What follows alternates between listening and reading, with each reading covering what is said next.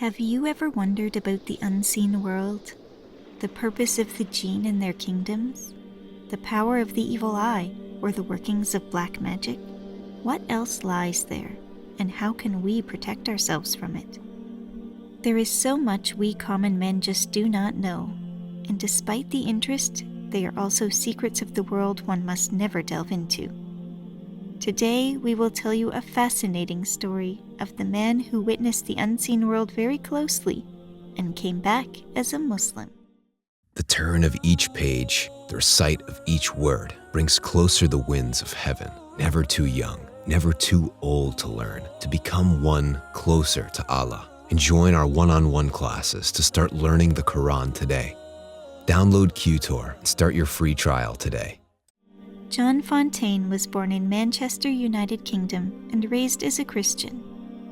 Following the tradition, John and his family visited the church on Sundays. Interestingly, he started questioning religion at a very young age and had doubts on Christianity. When left unanswered, John came away from religion, and it led to him becoming a jazz musician from the age of 14 until he was 23. At the age of 18, John reached a very popular position in the world of jazz and started to expand his profitable horizons. He started shipping cars to Africa, received a scholarship to De Beers Group Institute of Diamonds, and studied gemology. As his interest in diamonds spiked, John decided to travel to Sierra Leone via Senegal, countries in West Africa. However, there was no Sierra Leone embassy in Senegal, and 18-year-old John was left to fend for himself with little to no funds left to spare. John related his issue to his hotel manager, and he invited John over to live at his house. The manager was a Muslim man, and John was no stranger to public media and news channels. He says, "I had to make a decision. Am I going to go with him, or should I run away, since I was quite scared of Muslims at the time? I had to go. I had nowhere else to go." John Fontaine lived with the manager and his family for a few weeks and observed the way they prayed to Allah together, heard the adhan, call to prayer, for the first time, which amazed him, and he wanted to know more about Islam. In those weeks, the manager's grandmother passed away. She was 103 years old, subhanallah, and when John tried consoling the manager, he said, "I'm not crying because my grandmother died. I'm crying because I wanted you to meet her, and I wanted her to make dua that you become a Muslim." This statement prompted John to know what Islam was all about, and he started questioning, researching, and informing himself about the religion. At this point in time, John managed to get his visa to visit Sierra Leone and started traveling back and forth between the UK and Africa for business. In pursuit of this dunya, John got involved with the wrong people and found his friends practicing black magic known as sihr. They talked to Jinn, controlled them for their own benefit, and became one with the unseen world. John says, "I remember these people. They were telling me things about my life only I knew, and I couldn't explain how they got their information. They claimed to be Muslims.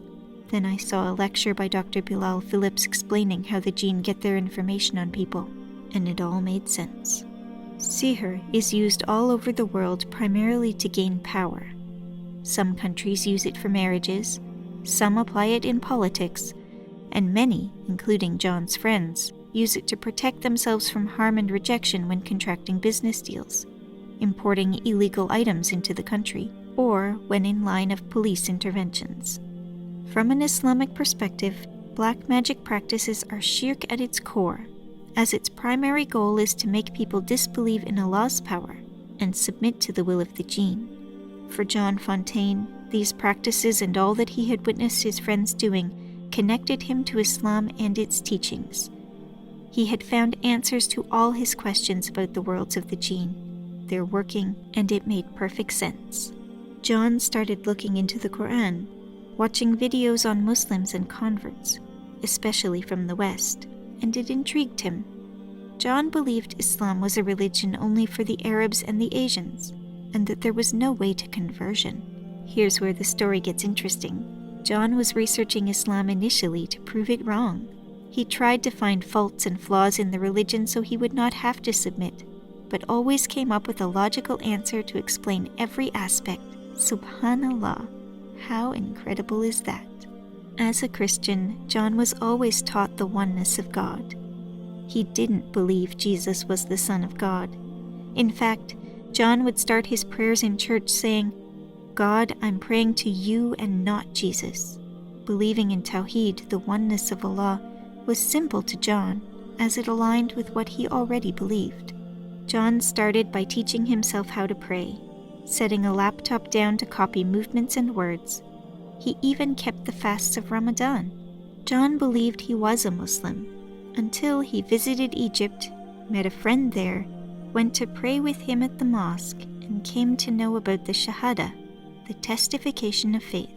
That is when John Fontaine officially became a Muslim. Coming back to the United Kingdom, John still had his music business up and running. However, he started transitioning to an Islamic lifestyle by first finding a masjid to pray. He found the Muslim Youth Foundation, which is also the central mosque in the Manchester city centre.